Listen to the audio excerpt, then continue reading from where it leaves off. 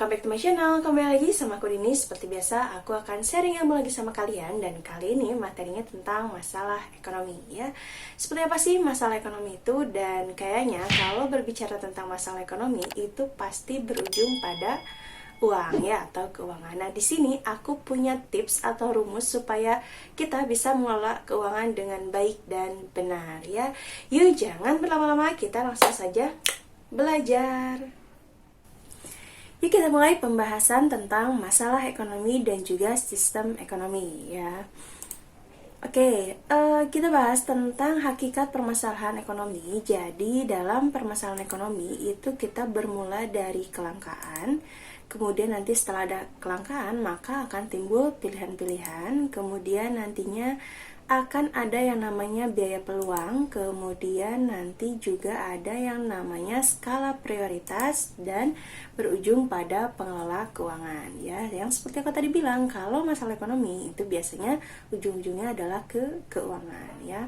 Nah, di sini kelangkaan yang dimaksud seperti yang udah aku jelaskan di video sebelumnya secara detail, itu adalah bersumber dari ketidakseimbangan antara jumlah kebutuhan dan alat pemuas kebutuhan ya. Jadi ketika kelangkaan ini timbul, maka akan terbentuk pilihan. Nah, di sini pilihan itu kita harus mampu menentukan pilihan dari beberapa alternatif yang dibuat gitu ya. Nah, setelah menentukan pilihan itu akan ada atau kita akan ketemu dengan yang namanya biaya peluang, di mana biaya ini adalah biaya yang timbul akibat memilih peluang terbaik dan beberapa alternatif. Contohnya, nih misalkan kalian itu saat ini sedang membutuhkan baju, kemudian tas dan sepatu. Tapi karena adanya kelangkaan, yang dimaksud di sini kelangkaan itu adalah dananya ya atau uangnya, maka kita harus punya pilihan. Apakah kita akan membeli dulu baju, membeli tas, atau membeli sepatu dulu. Nah, jadi kalau kita memilih beli baju dan tas, maka yang jadi biaya peluangnya itu adalah 75.000, yaitu biaya sepatu yang nggak kita beli ya, karena kembali lagi biaya peluang itu adalah biaya yang timbul akibat memilih peluang terbaik dari beberapa alternatif. Jadi kita harus meminimalisir biaya peluang. Dari beberapa peluang alternatif yang ada, kita bisa menentukan skala prioritas ya, di mana skala prioritas itu adalah daftar tentang berbagai kebutuhan hidup yang disusun berdasarkan kepentingannya. Jadi yang namanya prioritas itu kita harus menomorsatukan hal yang paling terpenting sampai ke mungkin yang tidak terlalu penting. Nah, di sini aku contohin ada beberapa prioritas yang harus disusun sama kalian. Yang pertama itu atau prioritas pertama itu adalah tentang kebutuhan primer, kemudian kebutuhan sekarang dan kebutuhan individu. Kalau prioritas utama ini sudah terpenuhi, maka kalian bisa memenuhi prioritas kedua ya, di mana prioritas kedua itu isinya tentang kebutuhan sekunder, kemudian kebutuhan di masa yang akan datang dan kebutuhan kelompok. Nah, kalau kedua prioritas ini sudah kalian penuhi dengan baik, maka kalian bisa memenuhi prioritas yang ketiga, yaitu tentang kebutuhan tersier. Jadi kalian harus bisa membagi mana yang paling penting dan mana yang tidak begitu penting. Kalau yang terpenting sudah kalian penuhi, maka kalian bisa memenuhi kebutuhan yang lainnya ya. Nah, dari situ kita beralih ke pengelolaan keuangan. Keuangan itu harus dikelola dengan sangat baik. Kalau enggak, maka kita sendiri yang akan bingung nantinya atau merasakan akibatnya ya. Nah, di sini ada yang disebut dengan rumus 1 2 3 4. Rumus ini bisa membantu kalian buat kalian yang bingung gimana sih caranya mengelola keuangan. Rumus ini itu bisa kita gunakan sedari dini, jadi artinya bukan dari aku ya. Jadi dari misalkan kalian yang masih sekolah itu juga bisa mengelola keuangan dengan rumus 1 2 3 4 ini. Kayak gimana sih rumusnya? Yuk kita lihat. Nih, bagaimana mengelola keuangan dengan baik atau secara bijak? Yaitu salah satunya dengan menggunakan rumus 1, 2, 3, dan 4 ya.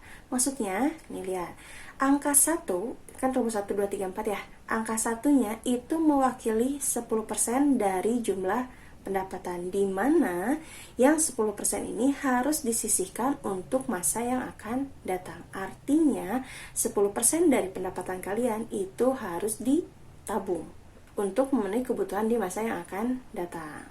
Nah, angka 2-nya, rumus 1 dan kedua sekarang, angka 2 itu mewakili 20% dari pendapatan, di mana 20% ini harus kita sisihkan untuk dana cadangan ya, seandainya nanti itu terjadi hal-hal yang tidak diinginkan, misalkan sakit atau kecelakaan. Mudah-mudahan sih enggak ya.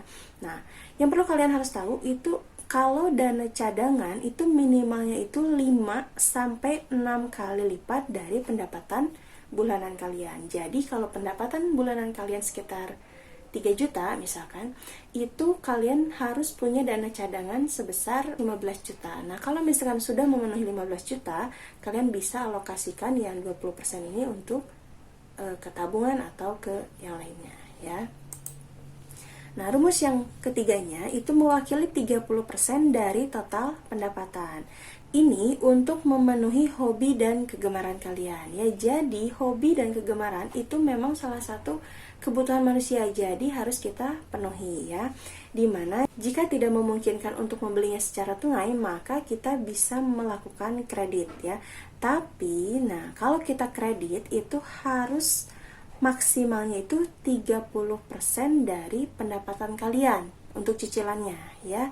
Jadi jangan memaksakan atau jangan lebih dari 30%. Karena kalau cicilannya itu lebih dari 30% pendapatan kalian, maka keuangan kalian udah dikategorikan tidak sehat ya. Misal kalian punya hobi fotografi misalnya ya. Nah, harga kamera itu misalnya 5 juta. Kalau tidak memungkinkan kalian beli cash 5 juta, maka kalian bisa nyicil, tapi cicilannya itu tidak lebih dari 30% dikali gaji kalian. Yang berikutnya angka 4 di sini. Nah, di sini 4 itu mewakili 40% dari total pendapatan ya. Jadi yang 40% ini untuk memenuhi kebutuhan hidup sehari-hari kayak makan, pakaian, iuran sekolah, uang bensin dan lain-lain ya. Seandainya nih kebutuhan kalian itu ternyata lebih dari 40%, maka jangan pernah kalian ganggu yang poin 1 dan poin 2. Kalau kalian kebutuhannya ternyata lebih dari 40%, kalian bisa ngambil dari yang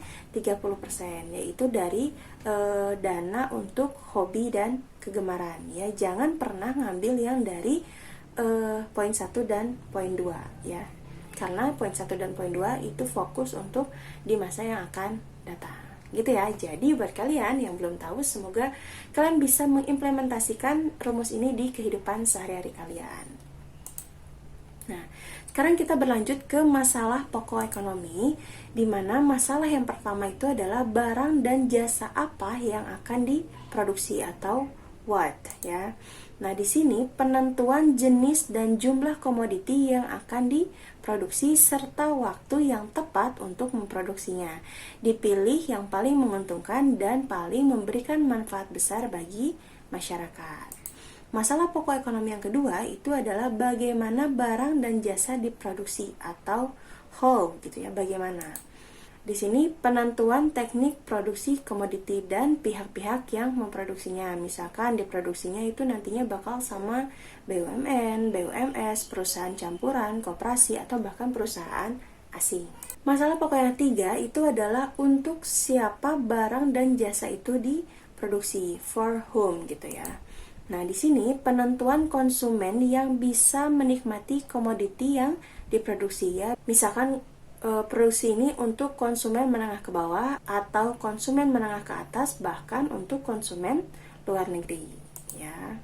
Nah, dari permasalahan pokok ekonomi kita akan beralih ke sistem ekonomi. Nah, di sini ada beberapa sistem ekonomi yang digunakan di berbagai negara ya. Yang pertama itu ada sistem ekonomi tradisional, di mana permasalahan ekonomi yang terjadi itu dijawab melalui tradisi atau adat yang diwariskan secara konsisten dari generasi ke generasi. Misalnya kapan mulai bercocok tanam atau kapan mengadakan panen. Itu menurut tradisi atau adat kebiasaan.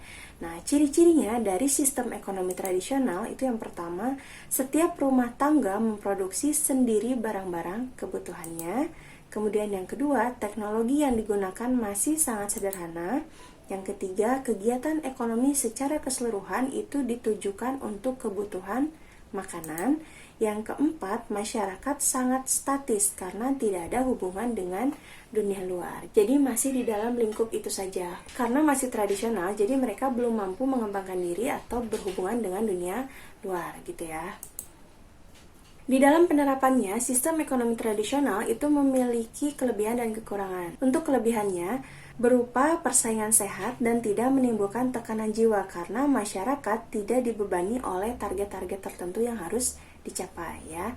Nah, kelemahannya atau kekurangannya yaitu komoditi sedikit dengan kualitas yang relatif rendah karena mereka cenderung menggunakan teknologi yang sederhana ya.